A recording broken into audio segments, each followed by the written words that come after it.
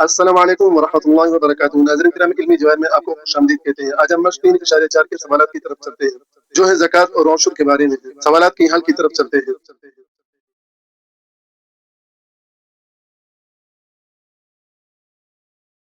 नाज़रीन किराम, मश्क 3.4 के पहले सवाल ज़कात के बारे में है।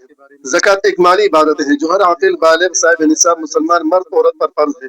साहिब निसाब साल के आखिर में अपने कुल माल का 40वां हिस्सा ज़कात निकालेगा। ज़कात निकालने का एक आसान तरीका जो शरीयत ने मुकर्रर किया हुआ है कि साहिब निसाब अपने कुल माल को 40 पर तकसीम करेगा तो उसके माल का 40वां हिस्सा निकल आएगा जो उसके माल का ज़कात है। रियाजी में 40वां हिस्सा 2.5% बनता है। तो आज के सवालात में जो ज़कात है वो हम 2.5% से निकालते जाएंगे। तो हम सवाल की तरफ चलते हैं। सवाल हमारे पास मौजूद है कि फैसल के पास साल के आखिर में 2,45,200 रुपए की काबिल ज़कात रकम थी। इस रकम पर कितनी ज़कात अदा करनी पड़ेगी? सबसे पहले हम लिखते हैं कि फैसल की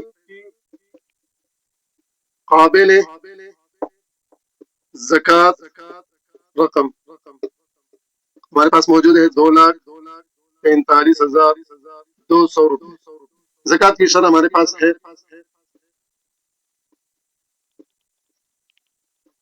2.5%। अब काबिल ज़कात रकम 2.5% किसका? 2,45,000 का, 45,200 का, यानी 2,45,200 का हमने 2.5% निकालना है। अब सबसे पहले हम ये इशारिया खत्म करते हैं। इशारिया खत्म करने के लिए हम बटन में इशारिये की जगह 1 लगा लेते हैं और उसके बाद जितनी आदत है उतनी सिफर हम बढ़ा देते हैं। अब यहाँ 1 आदत है तो हमने 1 सिफर बढ़ा दिया और ये बन जाएगा 25/10। अब ये फीसद खत्म करने के लिए हम बटन में 100 लगा लेते हैं या इसे 1/100 से ज़र्ब दे देते हैं। हम 1/100 से इसे ज़र्ब दे देंगे। इसी तरह ज़र्ब का निशान लग जाएगा। हमारे पास 2,45,200। 25 को 1 से ज़र्ब देंगे, 10 को 100 से ज़र्ब देंगे तो हमारे पास आ जाएगा 25/1000। कुल रकम हम लिखेंगे 2,45,200। अब इसे मुख्तसर करना है। ये 2 सिफर से कट जाएंगे, यहाँ 10 रह जाएगा, 10 भी कट जाएगा। 2 से 2 पंजे 10, 2 एकम 2, 2 2 4, 2 2 4, एक यहाँ चला गया, 2 6 12। ये 2 से हमने इसे मुख्तसर कर लिया। 5 और 25 मुख्तसर हो रहा है। 5 एकम 5 और पंजे पंजे 25। हमारे पास रह जाएगा 5 ज़रबे 1226। 5 को जब हमने 1226 से ज़रब दिया तो हमारे पास आ जाएगा 6,130 रुपए। 6,130 रुपए ये ज़कात की रकम है। तो इस तरह हम ज़कात की रकम निकाल सकते हैं।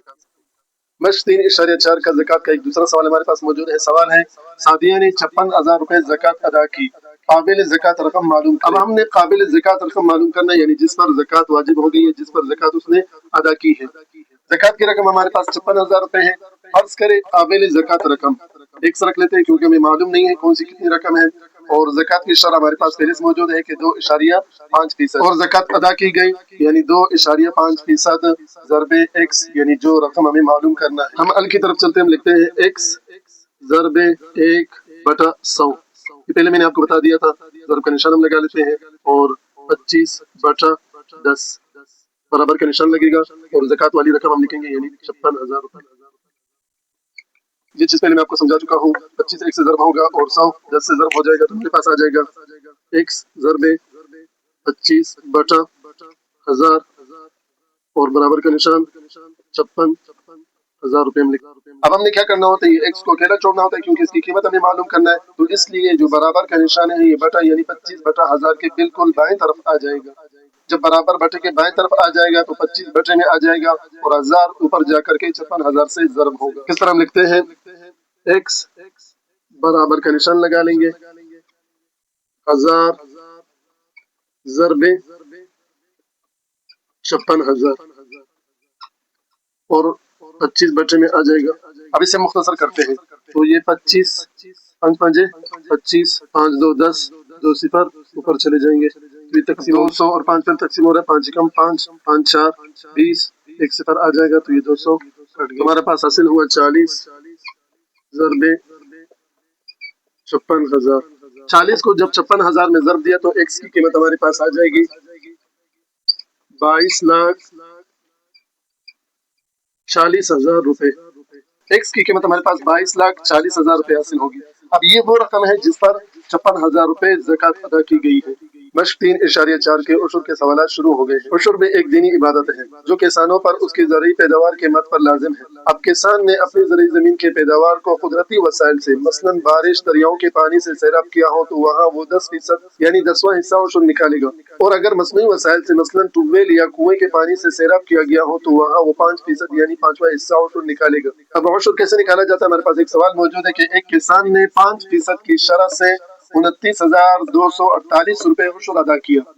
کل مالیت معلوم کرے جس پر کسان نے عشر ادا کیا ہے۔ اب یہ کسان کی وہ زمین ہے جس کو مصنوعی وسائل سے سیراب کیا گیا ہو تو وہاں 5% نکلتے ہیں۔ اب کل مالیت ہمارے پاس ایکس ہے، عشر کی رقم جو ادا کی ہے 29,248 روپے ہے۔